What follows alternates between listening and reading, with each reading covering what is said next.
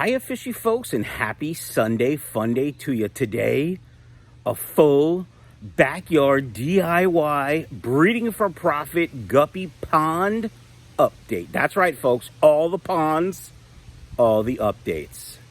Stand by for the epicness.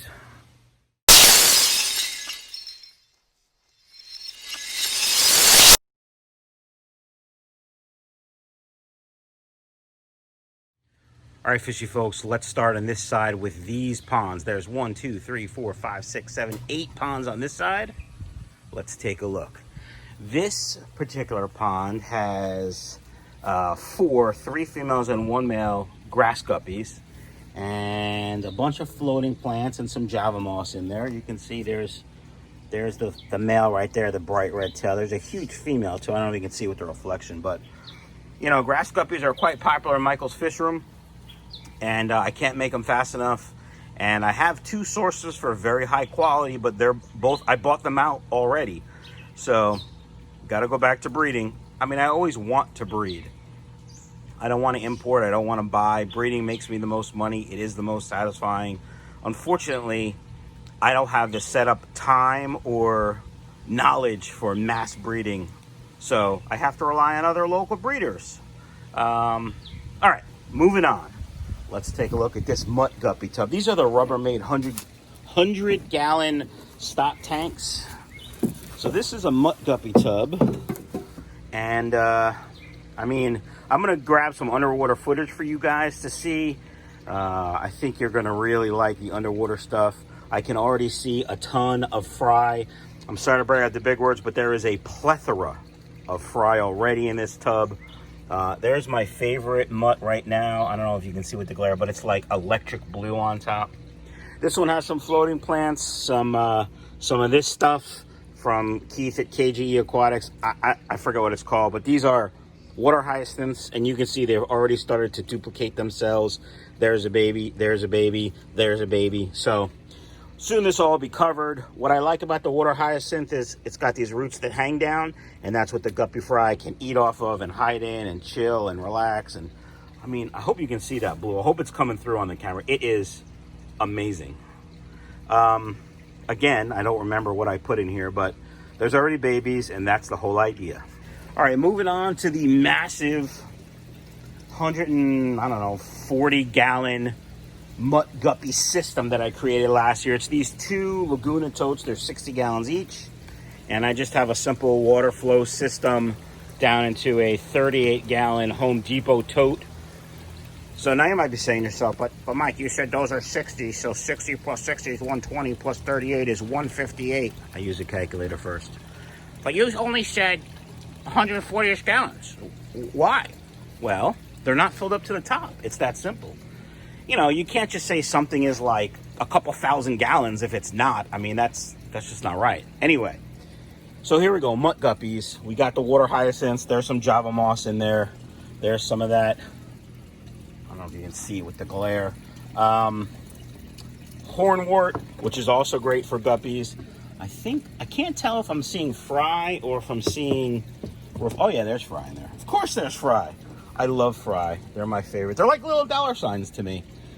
So these guys will probably take about a month to 6 weeks to grow out and be sellable. But more than likely, I will just leave them out here because I will quarantine them for 2 weeks before I sell them, just like they were new fish.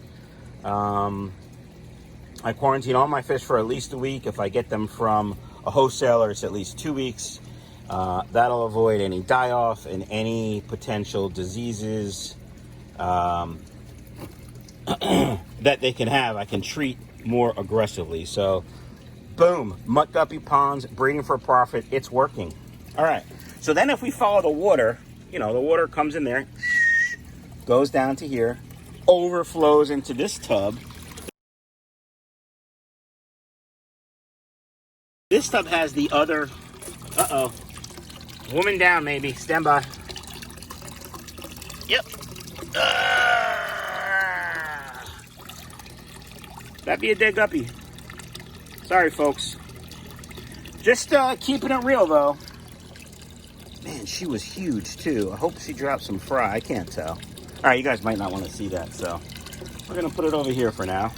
Yeah, breeding for profit. Sometimes you lose fish. Is that another one? No, that's just a reflection. I mean, okay. So sometimes you lose fish. Fish get stressed. Fish die in birthing.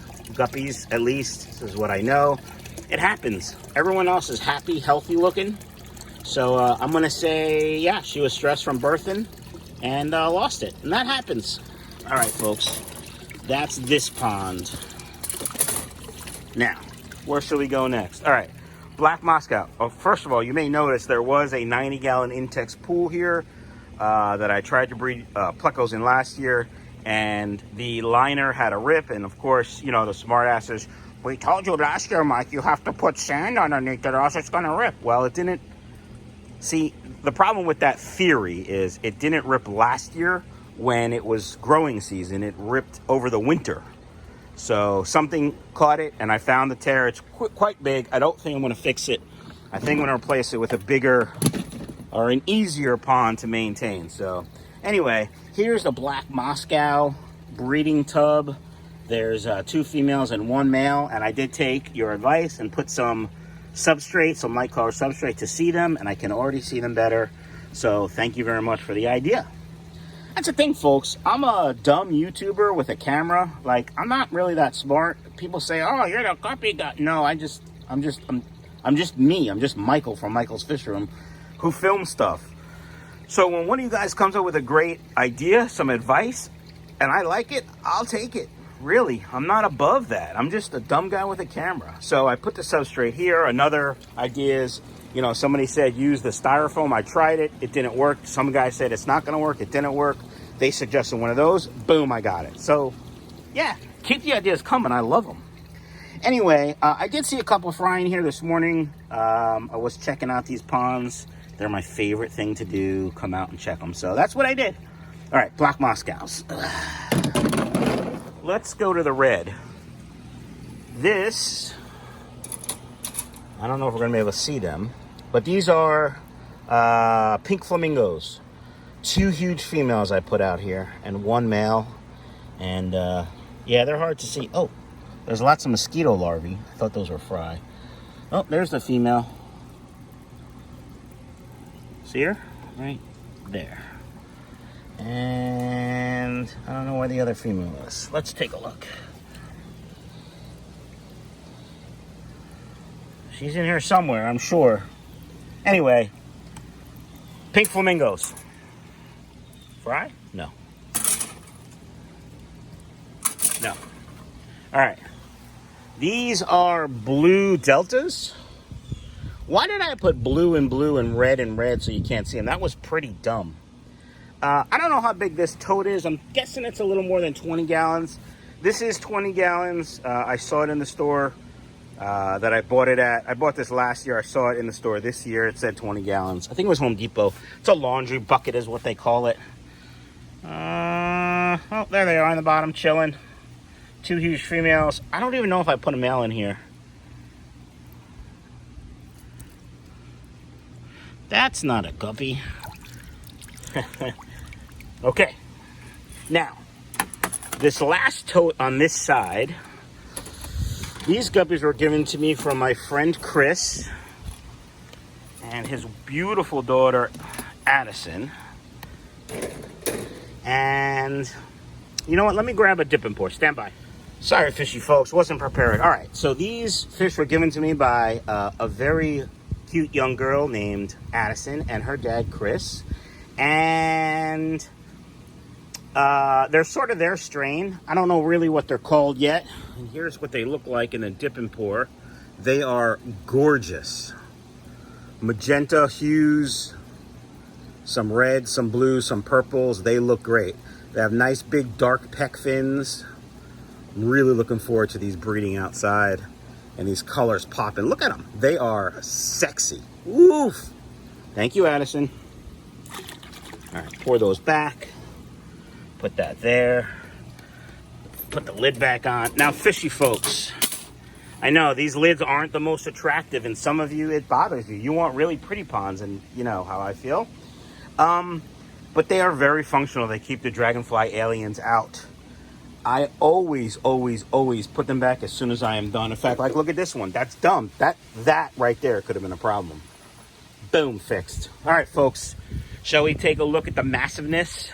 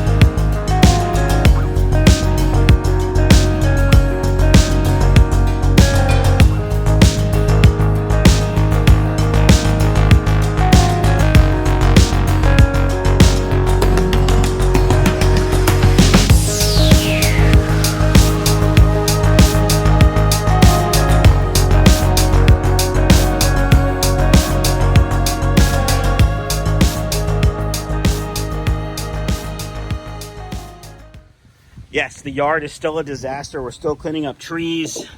We've taken down the swing set. We just have to clean it up today.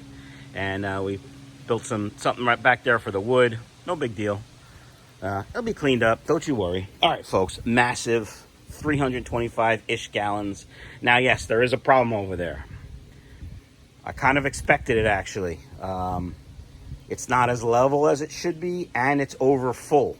And so there's a fill line over here, and that's, you know, I was considering, is that for safety reasons or is that actual structural reasons? And it's kind of both. But here's the deal, folks. It's not supposed to rain here in South Jersey for another 4 or 5 days. I'm going to let this go, see how much evaporation we have over the next couple of days before I start pumping some water out. That itself isn't more water. I believe that's just the side starting to give way because it's not level. So I do have to fix that before we start losing guppies. They start spilling over. However, the guppies in here are doing spectacular. I did get my plant shipment from Keith at KJE. He shipped it on a Saturday. The Postal Service decided to hold it until Thursday to deliver it. I don't know why. I could literally drive to his house and back in one day. He's about 6 hours north of me.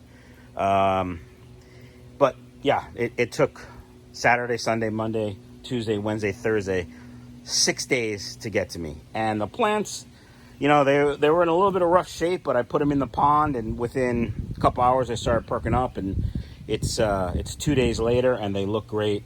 We got these red floating things and some water lettuce. There's a water lettuce over there. And he sent me some more hornwort, which I just threw in here because, you know, the guppies need places to hide. Now, if you saw my Facebook post yesterday on my Facebook page, Michael's Fish Room, there's already a plethora, I love that word, of fry in here. I think there's at least 2 different drops because they were 2 different sizes. One really, really tiny, like, you know, 24 to 48 hours old, and one a little bit bigger, maybe 4 or 5 days old. So making money in the Mutt Guppy pond. I do have to fix that before I lose money, though. I will, of course, update you and see what I do. To be honest, for 300 gallons, I would rather a Rubbermaid 300-gallon water trough or stock tank than this. I thought this was going to be more gallons than it is. It's a neat experiment, but I won't be using it next year. At least I don't think I will be. If I will be using it next year, I will be building a platform and making it perfectly level. And maybe even making a little frame for it. But that's a lot of work. And, you know, I'm lazy, you know, AF, if you know what I'm saying. So, anyway, folks, just take a look at some of these beautiful mutts in here. These also came from my friend Addison and a couple other places. A couple other mutts I got in the mail. that I threw in here. So this is just a genetic smorgasbord of goodness, if you know what I'm saying. All right, fishy folks, that does it for the massive Mutt Guppy pond update. All my ponds. I hope you guys enjoyed it. A couple of things people always ask me about these ponds. Do you feed them? Yes, I feed them. Do you change water? No, I don't change water. Do they have filters? Some of them have filters, but they were brand new tanks, essentially. They weren't cycled sponges, if you will. Oh, speaking of, I did add a sponge to this. The water got really cloudy from a bacterial bloom, and I was concerned, so I did put a seeded sponge filter in this one. The water's starting to clear up a little bit. So I did put a seeded sponge in this ginormous 325-gallon massive Mutt Guppy pond. Still an air stone down there. I'll probably leave it in here.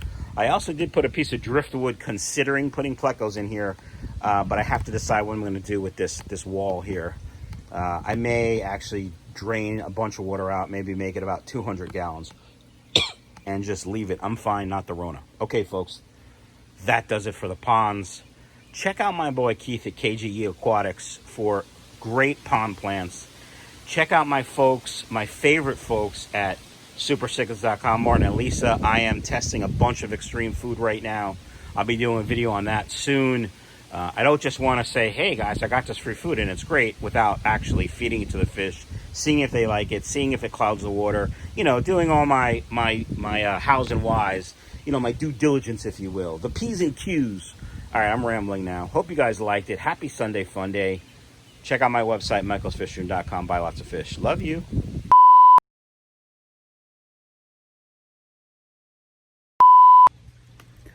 Hiya, fishy folks, and happy Sunday Fun Day to you. Guys, grab yourself your snack and beverage. Get comfortable for a full backyard pond setup walkthrough. I don't normally say walkthrough. I usually say, do I say tour? Fish room tour, fish room update. That's what I normally say. Yeah. Hiya, fishy folks, and happy Sunday Fun Day to you. Guys, grab yourself your snack and beverage. It can be healthy. I don't care. It's not going to be healthy for me. But a lot of people complain, Mike, ever since you said grab a snack and beverage, all I do is eat, and that's not good because now I'm 900 pounds. They don't really say that, but that would be funny. All right, fishy folks, we'll start on this side. We'll start with this tub. This tub has 3. That's right, 3. I don't know what they're called. That's why I said that's right. Hopefully I would remember. Yeah, okay.